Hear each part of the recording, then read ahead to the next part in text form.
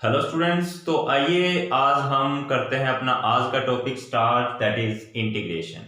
इससे पहले हम लास्ट वीडियो में पढ़ चुके हैं डिफरेंशिएशन के बारे में और आज हम करेंगे इंटीग्रेशन। अगर आपने डिफरेंशिएशन अभी तक नहीं किया तो सबसे पहले डिफरेंशिएशन के बारे में पढ़िए और उसके बाद ही ये टॉपिक को करना है आपने। क्लियर? तो चलिए समझते हैं सबसे पहले इस इंटीग्रेशन का यूज क्या है या इसका मीनिंग क्या है। देखिए, मैथमेटिक्स में यूज होती है मेनली इंटीग्रेशन आपका, और ऐसे ही डिफरेंशिएशन भी। टॉपिक ये मैथ का है, बहुत बड़ा टॉपिक है ये, लेकिन हमें फिजिक्स में इसकी जरूरत है, इसीलिए हम केवल उतना ही करेंगे जितनी हमें इसकी जरूरत है। ज्यादा डिटेल में इसके हम नहीं जाएंगे। तो बेटा देखिए, जैसे कि डिफरेंशिएशन था आपका, डिफरेंशिएशन हमें क्या बताता था? स्लोप के बारे में बताता है। वैसे ही इंटीग्रेशन है, इंटीग्रेशन हमें बताता है एरिया के बारे में। मतलब कोई भी, जैसे अगर कर्व है हमारे पास, सपोज ये एक हमारे पास कोई कर्व है, क्लियर, और हमें ये है हमारा एक्स एक्सिस और ये है हमारा वाई एक्सिस। तो इस कर्व ने एक्स एक्सिस के साथ जो एरिया बनाया, यानी कि ये नीचे वाला सारा एरिया, ये हमें मान लीजिए फाइंड आउट करना है। तो उसके लिए हम यूज कर सकते हैं अपना इंटीग्रेशन का। क्लियर? किसका यूज करेंगे? इंटीग्रेशन। उसका सिंबल है इंटीग्रेशन का ये, that is y d x.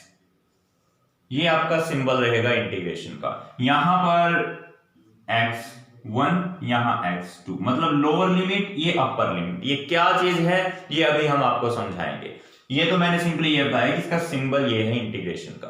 तो अब जरा देखिए ध्यान से, मान लीजिए ये हमारे पास कर्व है, हमें फाइंड आउट करना है इस कर्व के नीचे का सारा एरिया।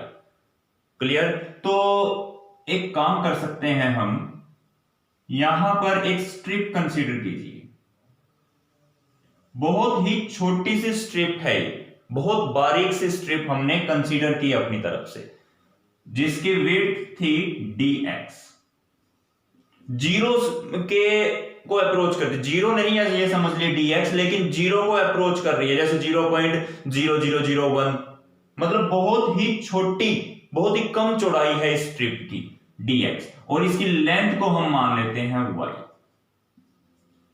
क्लियर? तो कुछ इस तरीके से बना सकते हैं स्ट्रिप को हम।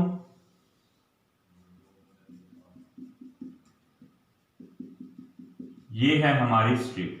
क्योंकि मैंने बोला बेटा इसकी चौड़ाई बहुत ही कम है, तो इसकी हाइट y जितनी यहां है उतनी ही यहां भी कंसीडर करेंगे हम, और dx जैसे यहां पर dx थी तो यहां भी क्या रहेगी? dx ही रहेगी। क्यों? क्योंकि हमने बोला है ये स्ट्रिप बहुत ज्यादा पतली है, जिसकी वजह से यहां पर देखने में तो आपको फर्क नजर आ रहा है, लेकिन एक्चुअली में इतना होगा नहीं, क्योंकि बहुत बारीक सी स्ट्रिप है, दिखाने में आपको इतनी चौड़ी दिखाई गई है। तो ये एक लंबाई है इसकी y और ये है dx। तो इसका एरिया अगर हम फाइंड आउट करें तो क्या होता है? लेंथ इंटू ब्रेड्थ, यानी कि y dx, ये इसका एरिया होगा। अब अगर आपको एक स्ट्रिप का एरिया पता है तो ऐसी ही इसके अंदर बहुत सारी स्ट्रिप्स होंगी। अगर हम सभी के एरिया को फाइंड कर लें, मतलब एक स्ट्रिप का एरिया, फिर ऐसे दूसरी स्ट्रिप, तीसरी, चौथी, पांचवी, पता नहीं अनगिनत स्ट्रिप्स बन जाएंगी ऐसी, उन सभी स्ट्रिप के एरिया को ऐड कर दें तो हमारे पास टोटल एरिया आ जाएगा। क्लियर? लेकिन वो मेथड बेटा पूरा कॉम्प्लिकेटेड हो जाएगा कि कितनी सारी स्ट्रिप बनेंगी, हम कब तक एरिया निकालते रहेंगे और उनको जोड़ते चले जाएंगे। तो हम एक डायरेक्ट मेथड का यूज करते हैं इंटीग्रेशन के अंदर। अब वो देखिए कैसे, इसको पहले मैं एक एग्जांपल की हेल्प से समझाता हूं। आपने केवल इसको समझना है और जो फॉर्मूले बोले जाएंगे वो नोट करने हैं, और कुछ भी नोट नहीं करना यहां से, केवल जो फॉर्मूला बताया जाएगा वो, और बाकी केवल समझने पे ध्यान देना है। अब मान लीजिए, देखिए पहले तो आपको इसका मैं एक जनरल फॉर्मूला बता देता हूं इंटीग्रेशन का क्या है। मान लीजिए आपके पास है y इक्वल टू एक्स की पावर n, तो इसका इंटीग्रेशन देखिए आप क्या करेंगे। मान लीजिए ये है, करना है हमने इंटीग्रेशन y dx, लिमिट रखते हैं x0 से x1। तो इसका अब देखिए y की जगह हमने पुट कर दिया x की power n dx, limit x0 से x1। अब देखिए इंटीग्रेशन का एक रूल है कि पावर में एक ऐड हो जाती है।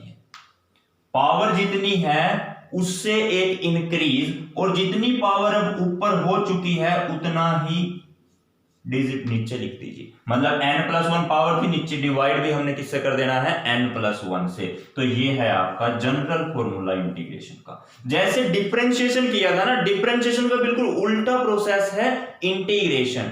डिफरेंशिएशन में तोड़ते थे, इंटीग्रेशन में हम जोड़ते हैं।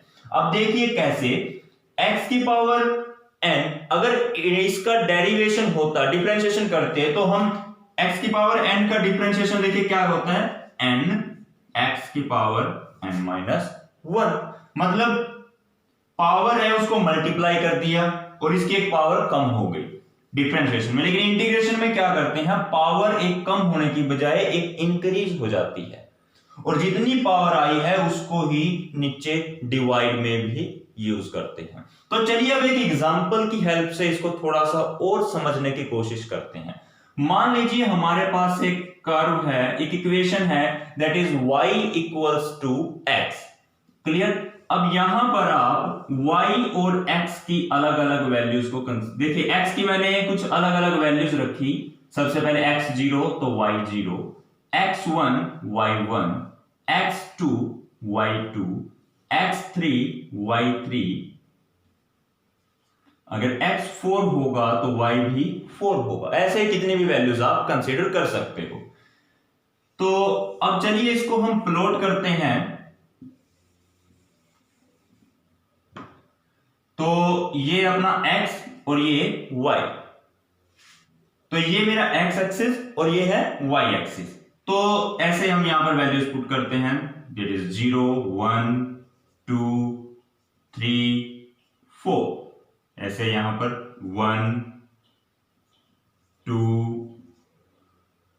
3 4। क्लियर।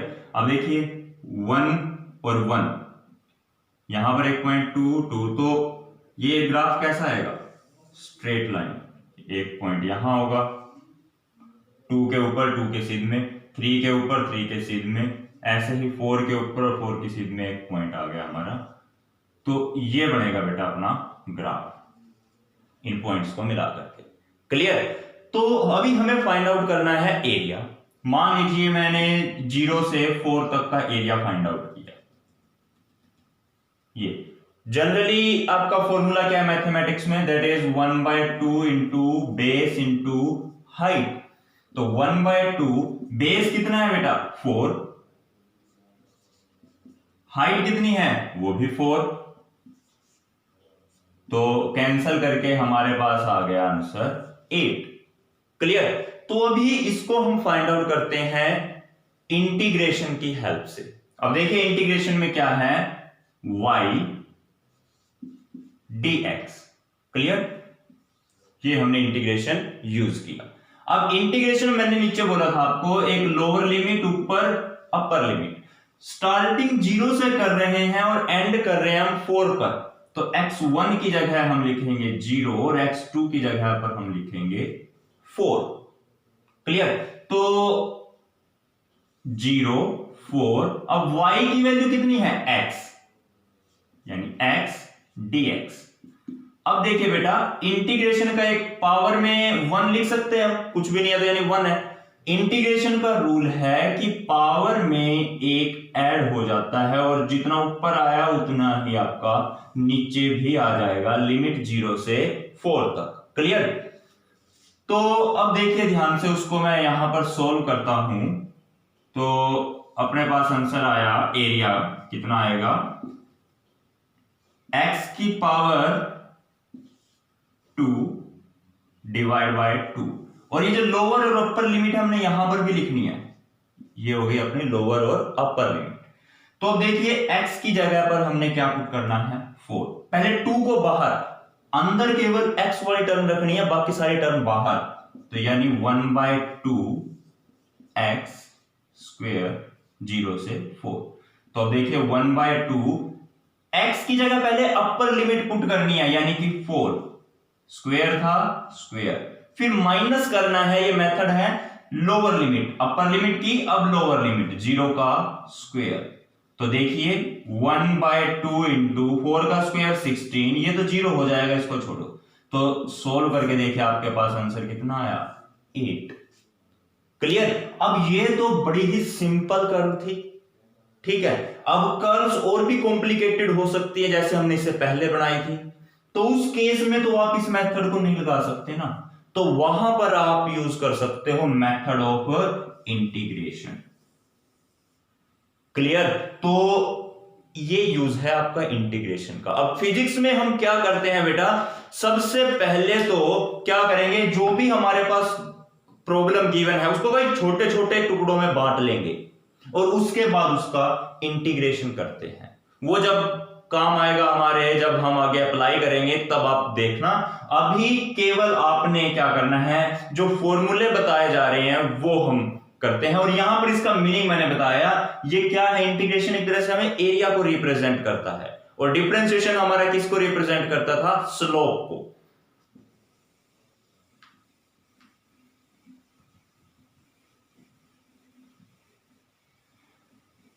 तो अब देखिए आपको कुछ फॉर्मूले बता रहा हूं मैं, वो फॉर्मूले आपने नोट करने हैं।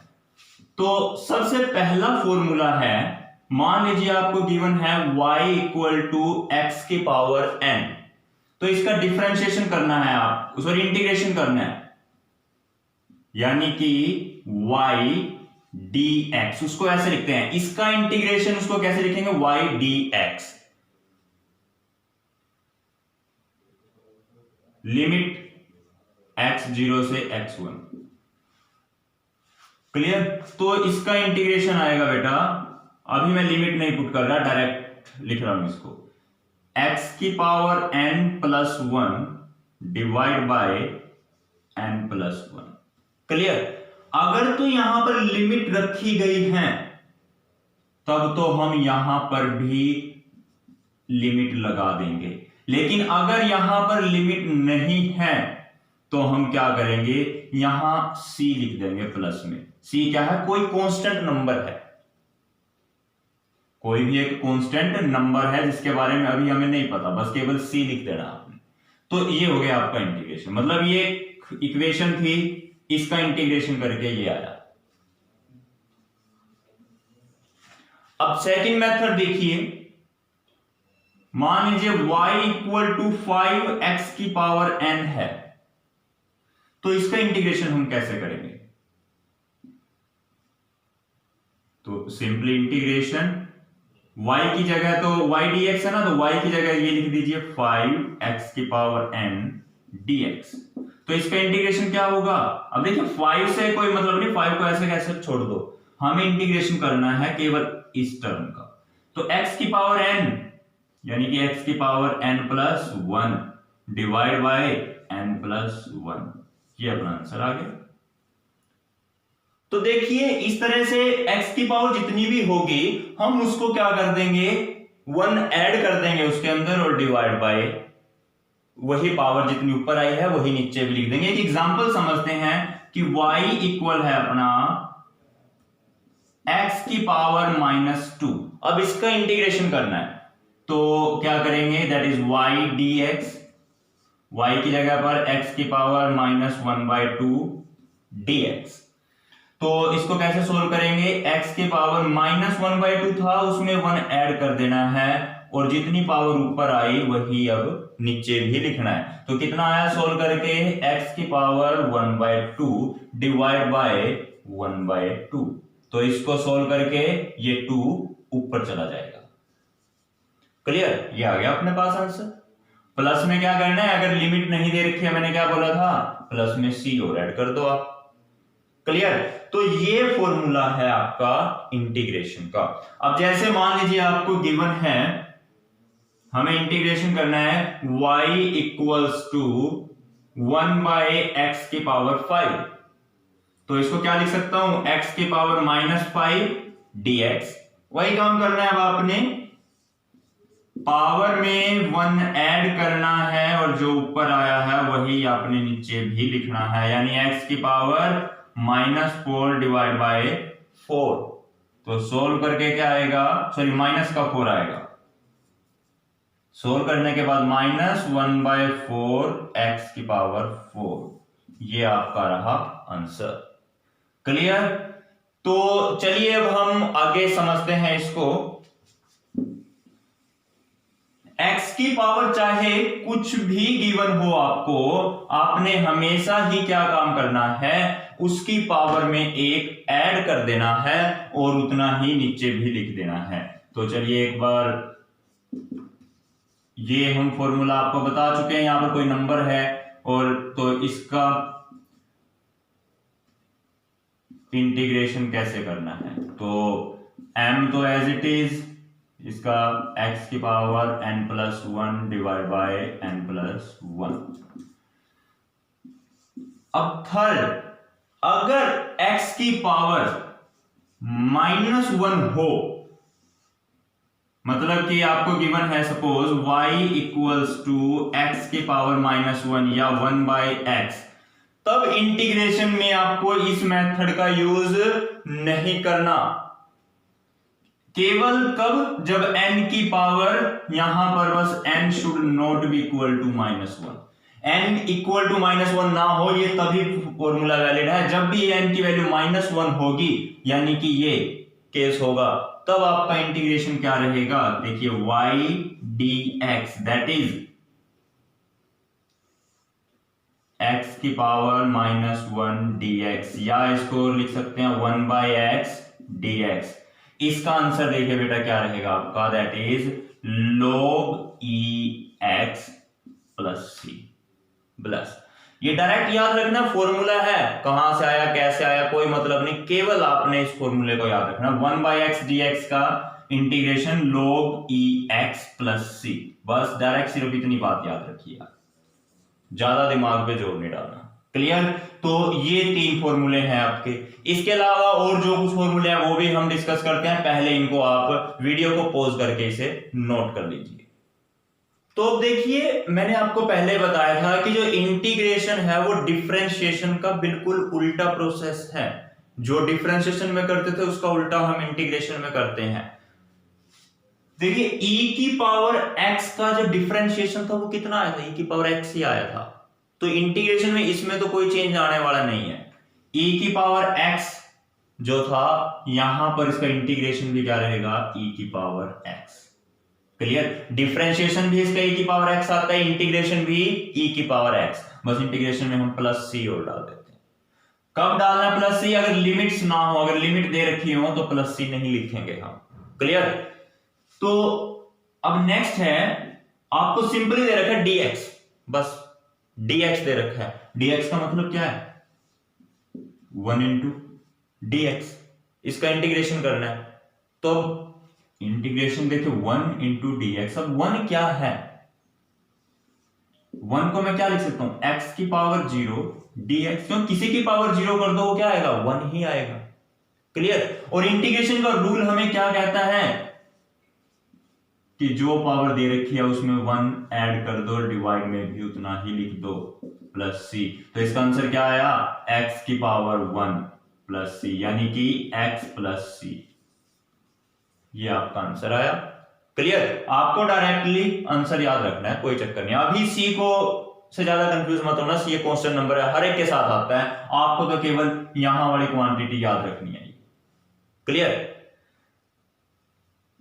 अच्छा, इंटीग्रेशन डिफरेंशिएशन का उल्टा प्रोसेस है। तो sin x का डिफरेंशिएशन देखिए क्या आएगा, that is -cos x, plus में c तो आएगा। देखिए cos x का डिफरेंशिएशन होता था sin x, cos का डिफरेंशिएशन क्या होता था, sin, माइनस में। क्लियर? अब हमने ऑलरेडी यहां माइनस लगा रखा है तो ये प्लस में आएगा। तो साइन का डिफरेंशिएशन cos, cos का डिफरेंशिएशन sin, प्लस माइनस को 2 मिनट के लिए इग्नोर कर दो। साइन का डिफरेंशिएशन क्या होता था, cos का डिफरेंशिएशन क्या होता था, sin, और sin का इंटीग्रेशन क्या होगा, cos, लेकिन माइनस में होगा। साइन का differentiation integration -cos x + c, और डिफरेंशिएशन क्या होता था साइन का, +cos x, और इंटीग्रेशन है -cos x, उसका उल्टा है बस +c। अब cos x का इंटीग्रेशन क्या होगा, that is sine X plus C. अगर मैं इसका डिफरेंशिएशन करता हूं तो कोस आता है, कोस का इंटीग्रेशन करता हूं तो साइन आता है। क्लियर। अब ऐसे ही second square X DX, second square X का इंटीग्रेशन, इसका इंटीग्रेशन क्या आया, that is tangent X plus C. Clear. तो ये फॉर्मूले हैं, इनको पहले वीडियो पॉज करके नोट कीजिए, बाकी के फॉर्मूले भी हम अभी स्टडी करते हैं। क्लियर, पहले इनको नोट करना है आपने। तो कुछ फॉर्मूले और है ये, इनको भी आप नोट कर लीजिए, वीडियो को पॉज कीजिए और इन फॉर्मूला को नोट कीजिए। केवल आपको ये फॉर्मूले नोट करने हैं और कुछ नहीं यहां पर। क्लियर है, और इनको याद रखना है, केवल लिखो फॉर्मूले और याद रखो। इसके बाद जो और 2-3 मेथड हैं इंटीग्रेशन के, वो हम डिस्कस करते हैं। पहले आप वीडियो को रोकिए और इसको नोट कीजिए। तो अब इंटीग्रेशन में हम नेक्स्ट अपना करते हैं, दैट इज एडिशन। मतलब एडिशन वाला केस कंसीडर करते हैं। मान लीजिए y equal to x plus 1/x, तो आपको इसका इंटीग्रेशन करना है, दैट इज y dx। तो देखिए हम इसका इंटीग्रेशन कैसे करेंगे। y की जगह पर तो सिंपली लिख लीजिए x प्लस 1/x dx। अब सिंपल इसको ओपन करना है आपने और कुछ नहीं, सिंपल है ये बहुत ही ज्यादा। तो कैसे करेंगे इसको, x dx, देखिए इंटीग्रेशन, फिर x dx प्लस फिर इंटीग्रेशन 1/x dx। अब आगे जैसे आप सोल्व करते आ रहे हैं वैसे ही आपने सोल्व करना है आगे। कैसे, देखिए x का इंटीग्रेशन क्या रहेगा, दैट इज 1 है ना power, 1 + 1 divide by 1 + 1 plus 1/x का क्या होता है integration, log e x। Plus में कांस्टेंट आता है ना, इस सारे के नाम का एक ही बार से लिख दीजिए। क्लियर है। तो हमारे पास आंसर आ गया x की power 2 divide by 2 plus log e x plus c। Clear. तो इसको आपने अच्छे से नोट कर लीजिए। अब इसके बाद हम पढ़ते हैं मल्टीप्लिकेशन वाला केस, जैसे उसमें किया था डिफरेंशिएशन में यूवी मेथड, वैसे कि यहां पर भी यूवी मेथड है। तो नेक्स्ट है बेटा अपना मल्टीप्लिकेशन मेथड या यूवी मेथड, या एक और नाम है इंटीग्रेशन बाय पार्ट्स। मतलब देखिए अब इसको कैसे सोल्व किया जाएगा, आपको यूवी का डिफरेंट इंटीग्रेशन करना है, यूवी डीएक्स। तो क्या करेंगे, देखिए एक होता है फर्स्ट फंक्शन और एक होता है हमारा सेकंड। तो यू हमारा है फर्स्ट फंक्शन और v है अपना सेकंड फंक्शन। क्लियर। तो first function as it is रखना है और integration of the second function, first function को ऐसे कैसे रखो, सेकंड का इंटीग्रेशन करो, माइनस इंटीग्रेशन का साइन फर्स्ट फंक्शन का डिफरेंशिएशन, फर्स्ट का डिफरेंशिएशन और सेकंड का इंटीग्रेशन, फिर dx। मतलब यहां पर भी फर्स्ट का सेकंड का इंटीग्रेशन हुआ, यहां पर भी सेकंड का ही इंटीग्रेशन हुआ। यहां पर फर्स्ट को ऐसे कैसे रख दिया था, यहां पर फर्स्ट का डिफरेंशिएशन किया है। क्लियर। तो बस बीच में माइनस का साइन, ये मेथड है, आपका फॉर्मूला है ये। क्लियर है ना। u आपका फर्स्ट फंक्शन है और v है आपका सेकंड फंक्शन। अब एक एग्जांपल की हेल्प से इसको समझते हैं। मान लीजिए हमें करना है x sin x dx, इसका इंटीग्रेशन करना है। तो ये अपना u है, यानी कि फर्स्ट फंक्शन, और इसको मैं मान लेता हूं v, यानी सेकंड फंक्शन। क्लियर। लगा दो अपना वही मेथड, देखो ये समझाने के लिए था, इसको लिखना नहीं है, यहां पर रब कर दो। तो first function as it is, integration of second function, तो sin x dx, फिर माइनस का साइन था, फिर इंटीग्रेशन का साइन था, फिर क्या था du by dx, d u की जगह कितना है x पावर 1 है ना, डिवाइड बाय dx, फिर इंटीग्रेशन ऑफ सेकंड फंक्शन यानी कि sin x dx।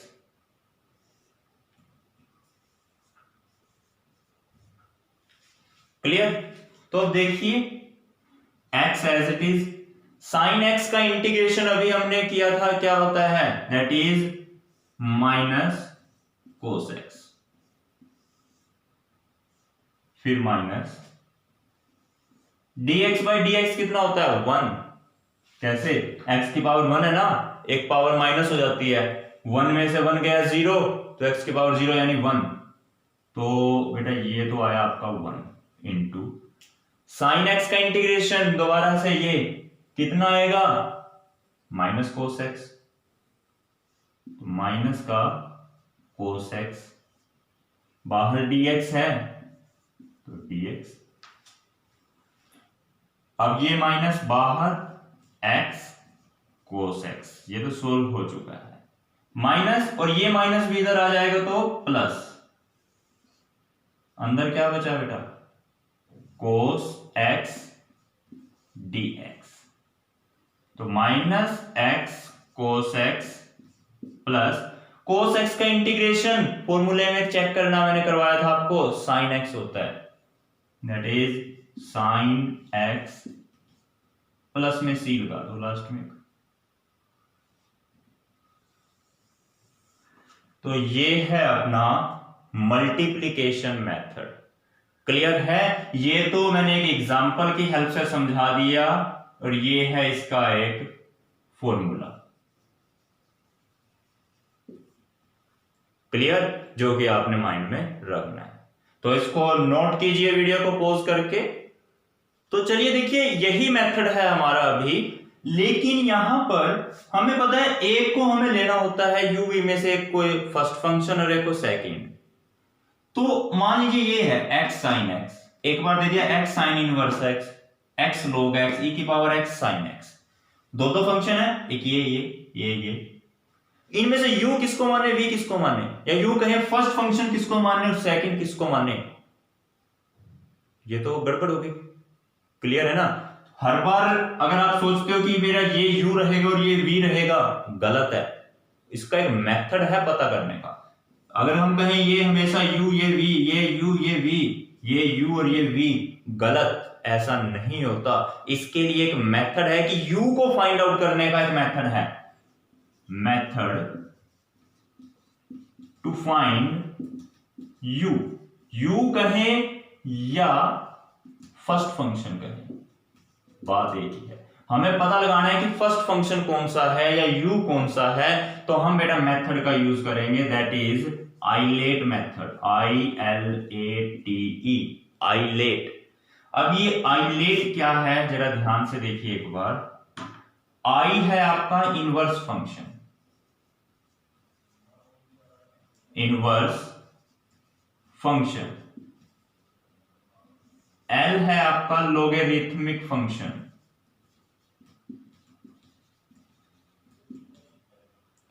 A है एल्जेब्रिक,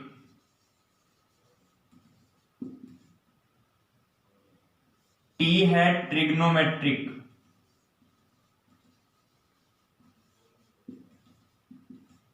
और E है एक्सपोनेंशियल। क्लियर, अब ये इनवर्स फंक्शन कैसे, जैसे ये है sine inverse x, cos inverse x, तो ये सारे क्या है आपके इनवर्स फंक्शन। लोगेरिथमिक फंक्शन, जैसे ये log x था, ये आपका लोगेरिथमिक फंक्शन है। एल्जेब्रिक, इसमें 1 2 3 ऐसा कुछ भी हो सकता है, और साथ में आपका क्या आ सकता है, जैसे x की पावर 1, x की पावर 2, x की पावर 3, ये x की पावर वाले जो फंक्शन होते हैं ना, जैसे मान लीजिए 1/x प्लस 1 है, ये भी आपका क्या हो गया एल्जेब्रिक, या x प्लस 1 है, ये क्या है एल्जेब्रिक फंक्शन है। Trigonometric, sine theta cos theta tan theta, ये, लेकिन साइन इनवर्स कोस इनवर्स वाले इनवर्स फंक्शन है। एक्सपोनेंशियल, जैसे ये लिखा था e की पावर x, ये आपका एक्सपोनेंशियल फंक्शन है। क्लियर, तो किसको आपने फर्स्ट फंक्शन मानना है वो इस मेथड से निकालोगे। कैसे, अब देखिए ध्यान से, आपके पास गिवन है x sin x, ये एल्जेब्रिक है, ये ट्रिग्नोमेट्रिक, पहले कौन सा आता है एल्जेब्रिक, बाद में ट्रिग्नोमेट्रिक, तो यानी कि ये मेरा फर्स्ट फंक्शन, ये मेरा सेकंड, यानी कि इसको मैं u और इसको v बोलूंगा। अब e की पावर x sin x, ये मेरा एक्सपोनेंशियल है, ये ट्रिग्नोमेट्रिक है। एक्सपोनेंशियल बाद में आता है, ट्रिग्नोमेट्रिक पहले, तो यानी कि ये मेरा u यानी कि फर्स्ट फंक्शन और ये मेरा v यानी कि सेकंड फंक्शन होगा। क्लियर? और बाद में इसी फॉर्मूले को यूज कर देना है आपने उसी हिसाब से। ठीक है, चलो इसको आपने नोट कर लेना है कैसे। अब मान लीजिए जैसे आपको गिवन है x log x, ये अलजेब्रिक है, ये ट्रिग्नोमेट्रिक है, सॉरी लॉगरिथमिक है। लॉगरिथमिक पहले आएगा, अलजेब्रिक बाद में आएगा। तो यानी कि ये मेरा u है यानी कि फर्स्ट फंक्शन और ये है अपना v यानी कि सेकंड फंक्शन। क्लियर? तो चलिए अब करते हैं इसका एक एग्जांपल।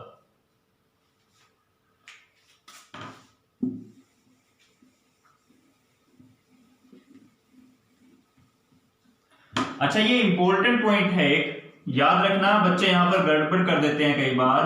आपको गिवन आ गया log x dx, इसका इंटीग्रेशन कीजिए। देखिए स्पेशल केस है एक, log x का कोई भी मेथड आपको नहीं करवाया गया डायरेक्ट। क्लियर? log x के इंटीग्रेशन का कोई भी डायरेक्ट मेथड आपको नहीं करवाया मैंने। तो यहां पर आप क्या करेंगे, 1 डॉट log x लिख सकते हैं। कुछ भी नहीं आ गया तो मतलब क्या है, 1 है। तो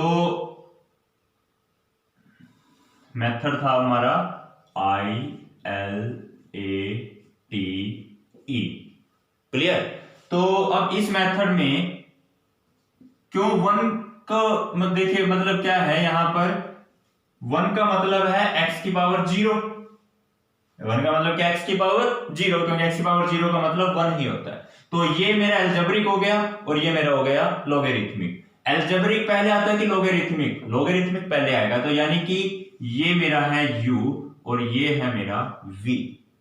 लगा दो अब u v method, log x dx that is equal to first function as it is यानी कि log x ऐसे कैसे,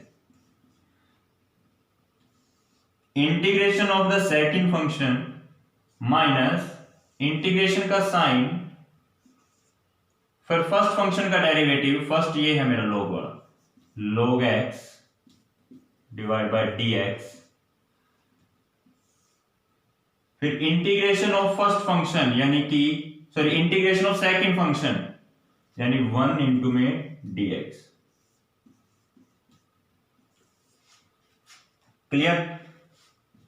तो देखिए 1 इंटू dx, 1 का मतलब x की पावर 0, इंटीग्रेशन में पावर ऐड होती है तो x की पावर 1 इंटू में log x, डिवाइड में भी 1 आएगा, कोई बात नहीं, कोई फर्क नहीं पड़ने वाला। log x का डिफरेंशिएशन क्या होता है, दैट इज 1 बाय x, और ये 1 इंटू dx, इसका इंटीग्रेशन क्या होगा, that is x dx। x से x कैंसल, तो हमारे पास आया x log x minus dx, खाली dx है तो यानी कि 1 इंटू dx। तो वही इसको आप सिंपली सोल्व कर लीजिए, x log x minus x plus में c। तो ये आपका सॉल्यूशन था। क्लियर? तो इसको आपने रिमेंबर रखना है। तो वैसे एक दो मेथड और, सब्स्टिट्यूशन मेथड है, और भी कई मेथड आते हैं, वो अगर आगे जरूरत पड़ती है तो हम साथ के साथ कर लेंगे। फिलहाल आप केवल यहीं तक याद रखिए। क्लियर है? तो ये सभी फॉर्मूलेज आपने नोट करने हैं अच्छे से। इनको डेली 1 2 4 फॉर्मूले याद कीजिए, या बेशक से डेली एक बार सारे रिवाइज कर लीजिए। तो 2-4 दिन में क्या होगा, ये आपको ऑटोमेटिकली लर्न हो जाएंगे फॉर्मूले। Clear? Okay, thank you and have a nice day.